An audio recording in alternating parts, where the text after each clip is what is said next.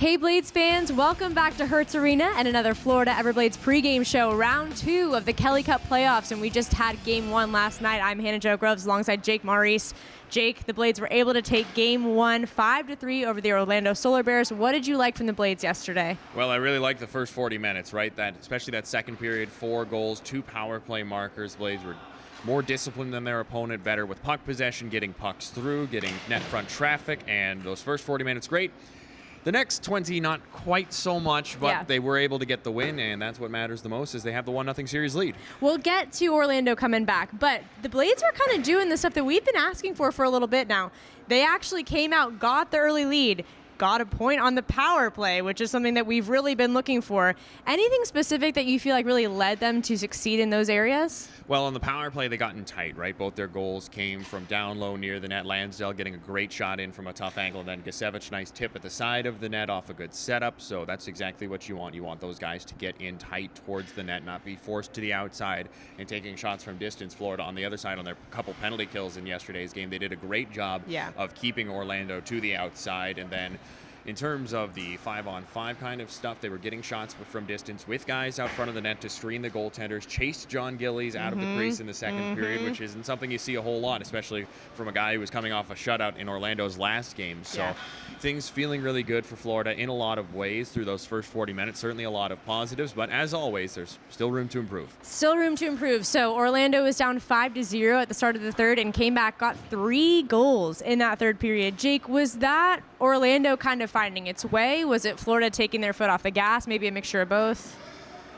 A little bit of both. Okay. Sometimes the early goal just gives them some hope, right? And they were able to rally around it. And I mean, sometimes when you're up 5-0, you do kind of lay off a bit. But that's a reminder yesterday that Orlando is a very strong team, and they're capable of doing something like that. Yes. I mean, they kind of shot themselves in the foot after the third goal, taking a late penalty, which really killed a lot of their momentum that they had built up. If they don't do that, maybe things could have been a lot more nervous for the fans at Hertz Arena.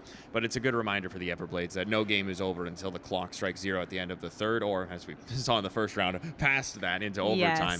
You've got to stay with it. Even if your opponent looks dead to rights, they're not out of the game at any point, especially when you're playing a South Division foe like Orlando. Yeah, a lot of fighting yesterday. I have a feeling that didn't surprise you. Not at all. I mean, these teams, they hate each other, right? Orlando, they're big, they're physical, they love to get in their opponents' faces, and they really do not like the Florida Everblades. So, and yesterday's game being a bit of a blowout at the end of the second period, that leads into that kind of stuff, right? You're frustrated, you haven't performed well. You're going to go out and try and get something out of the game. So that was a big part of it as well. I'm curious to see what we're going to get tonight, because we saw when the series shifted to Jacksonville, a lot of that kind of stuff went out of the game. But this game 2 tonight, super important. The game 2 against Jacksonville last round was very nasty. So I don't know if it's Hertz Arena. I don't know what it is, but whenever we play here, it seems like the games are always violent. I think the home crowd brings it out of them, to be honest with you. Oh, they love it. They love it for sure. Well, so I don't want to see any more signs of life from Orlando. So can you give us the direct effect marketing 3 keys of the game for game 2? Well, you got to stay disciplined, right? It's fine to get involved in the rough stuff. It's going to happen, but stay out of the box while you do so. Florida did a great job of that, only taking 2 penalty kills compared to Orlando's 7. A big part of why Florida was able to get that win last night.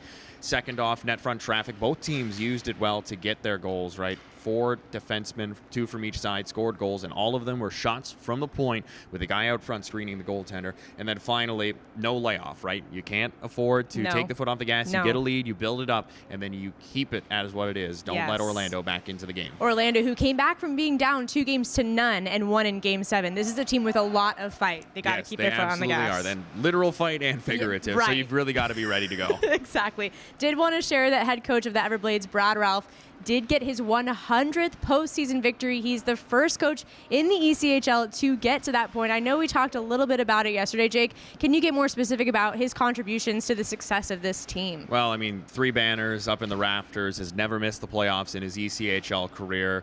Leads all coaches all time in games coached and games won in the postseason, and that's just because he's always prepared, he's always competitive, he always knows the right buttons to push or when to lay off to get the most out of his guys like he did last night. And I'm certain he wasn't happy with the third period yesterday. Right. But he knows what worked in the first 2 that didn't continue into that third period, and he'll have the guys ready to go tonight. And we can't wait to see it. Next up, we've got warm-ups, and then it's game 2, Orlando Solar Bears versus your Florida Everblades. We'll see you there.